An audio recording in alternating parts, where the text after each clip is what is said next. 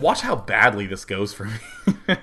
This is one of those things where, you know, this push works great if I open and don't make many zealots, because it comes out faster.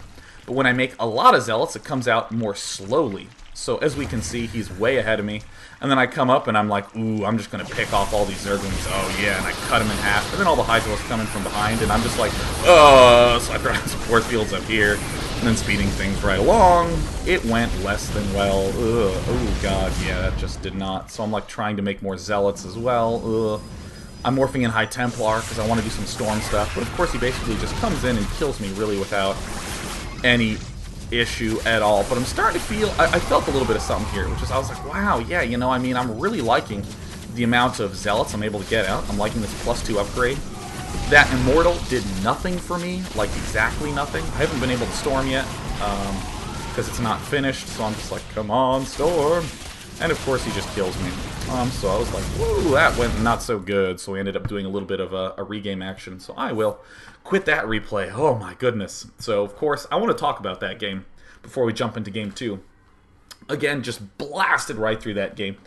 Because again, the focus is I wanted to do two things. One was not be so passive against a roach player. I wanted to make a lot of zealots instead of just getting 3 and then backing way off. So what I ended up doing was making a lot of zealots, and I still had this period of super passivity, except that when my timing push came out, it was super weak, way incredibly crazy weak. The second thing I wanted to play around with was, maybe I should try getting Storm instead of Colossus. I wanted to do a little bit more gateway-centric because your gateway armies can generally pop out a little bit faster. They have the versatility of letting you warp in wherever you want. You can defend your expansions nicely. So wanted to play around with that. That game went not so well. So we ended up playing a second game, and I had some ideas lurking underneath there. I was thinking of how to maintain strength against these roaches, how to maintain pressure. And here's what I thought about. I noted that really with a 2-gate, the big thing you end up screwing yourself on is gas. You just don't have that much gas. So I decided, well, maybe if I just get stalkers really fast and skip cannons, I can continue to put pressure back on my Zergy opponent. And that's exactly what happens this game. And of course I control a little bit better this game. I kind of woke up a little bit more. This game was played during one of my many inverted sleep schedule days. And here I am spawning, oh thank god, I am spawning at the bottom left position. And of course Zion spawning in the top right as the purple Zerg. So this is the focus game of today. I think this is a creative way to go 2-gate that allows you to maintain non-stop aggression start to finish. Again, I have had a lot of success opening 2-gate and then going into passivity. For instance, if you watch my game against Artosis on Steps of War in the HDH Invitational, that is a great example of me 2-gating and then just playing relatively passively against a player who goes Zergling opening instead of Feroch opening. So here is the first set of adjustments that I made. I built this pylon here because I'm not intending on walling in with my gateways. I actually want to leave space here because I want my zealots to be able to retreat. I want to be able to have a nice flow in and out of my base. If I wall in, I am committed to a mid-game push. I'm committed to pushing only after my destructible rocks end up falling down. So I was thinking, yeah, you know, it's okay. I don't have to wall in on Blistering Sands. I can just push and I can just be the man. Because if I'm being aggressive, in a sense, my back destructible rock doesn't even exist. I can get really in his face by basically planting myself here, and then I'm in an excellent defensive position way back at my main. And I'm also making gateways a little bit later. Notice I'm building it on 13. I'm going to be mining minerals as well. I like the idea of getting a gateway a little bit later and then focusing largely on probes. So it's the amount of zealots I want, less than the speed of these zealots, because I want to be able to transition into these cybernetics core units, these stalkers, very, very quickly. So of course getting a gateway. And by the way, be a little bit careful.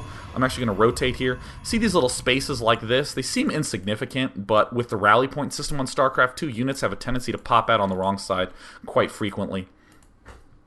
So of course I build my other gateway, I build another pylon, and then of course I Build the Zealot. Yeah, feeling awesome. So, of course, I get into Zion's base.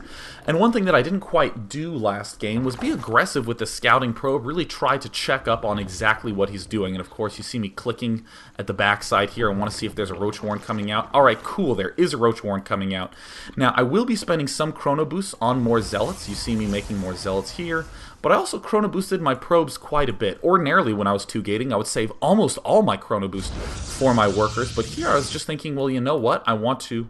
Excuse me, I would save almost all my Chrono Boost for my Zealots. But in this game, I was thinking, no, you know what? I want to do some Chrono Boosting on my Nexus as well to get a very strong economy. Because that's the only way I can get the...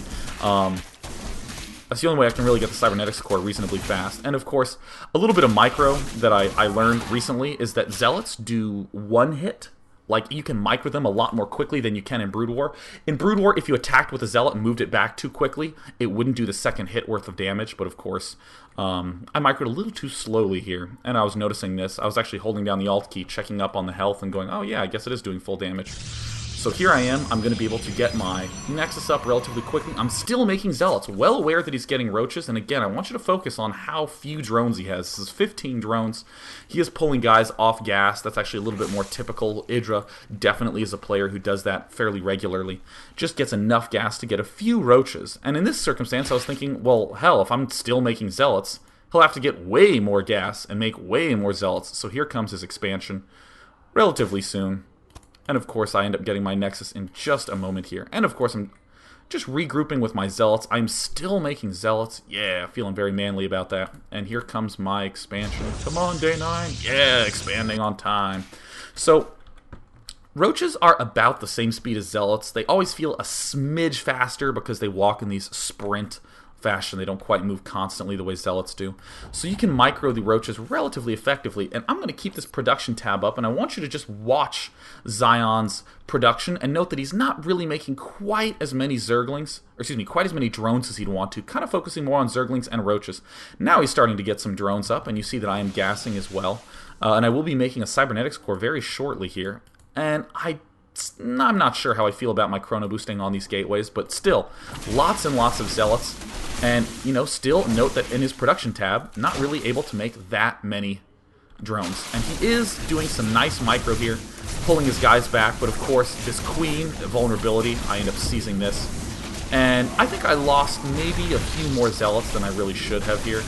But I end up doing some nice surrounding action. Still getting really in there. Zealots actually do quite a lot of damage against Roaches if you can really get in the Roach's face.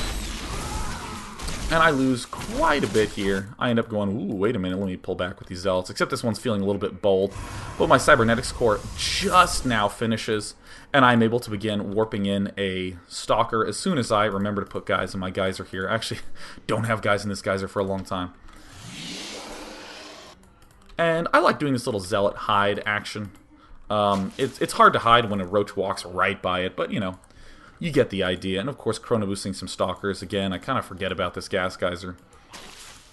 But this ends up working out pretty nicely. See, he's coming in here, and I'm just feeling a little bit, But now, hey, I have some nice room to micro here. Notice how this placement, if he ends up pulling in here, I can move forward with my Stalker and my Zealot and do quite a bit of damage. So I'm just sort of controlling back here. And I'm liking this quite a bit more. I don't feel really threatened at this point in time. I'm ripping through these Roaches. Yeah, and there comes my second Stalker. I really should have. I need to get better about tapping the Alt key, very Warcraft 3 player-esque. And at this point in time, I realized that I haven't... God, I still didn't put guys in gas? Ooh, how embarrassing. And of course, getting more geysers here, adding on more gateways. Not quite comfortable with how many minerals I have. Again, I'm used to building a forge and then building cannons everywhere. But either way, because I get these Stalkers out so fast, I'm able to pick off some Overlords, put a little bit of pressure back on him. And let's just go to the resource counter. Notice that I'm not as ahead as I was, but in the unit production tab, he is only just now catching up to me in terms of that worker count. And notice that I will be able to snap forward with a lot of workers, or excuse me, a lot of units in just a minute. Do I get Warp Gate? God, no, I forget that for a long time. Obviously, a mistake that I need to improve upon. But, I was thinking about getting 6 Warp Gates, because I can support that at this stage in the game, but given the fact that counterattacking is just so deadly, Zerglings with speed, I favored throwing down a forge so that way I could get my cannon up a little bit earlier here. But I am digging this opening, because wow, look now, I suddenly have a lot more map control. I can poke down here, I can pick off more Overlords. I can just generally mess with Zerg a little bit more. Perhaps in a future game, I would get fewer zealots and a faster core, just not quite do non-stop production with those zealots. Because I really do feel it would have essentially the same effect as it did before. I wouldn't have to do one of those big suicide busts with all my zealots early on. I could just wait until I had stalkers, because those initial 9 zealots that I moved in there with, I think would have been much stronger if I just had 2 to 3 stalkers, because then he wouldn't quite have been able to micro his roaches so effectively. So of course, I end up just sniping off some Zerglings here, and then the game begins to get epic. First of all, I go, wait a minute, I could get my chrono boost. Yeah, I can get the warp gates up real fast. So just picking this game up a little bit. This is really the scary part for Zerg. A lot of Zerg players have been struggling with a Protoss who early expands and gets 5 to 6 warp gates very, very, very early on. In fact, Zion was discussing that with me, and he actually sent me some replays, which I hope to post up on the daily in the coming days here. But again, I want to go to this unit production tab. Notice that I'm slowly pulling ahead in terms of workers because I got 5 warp gates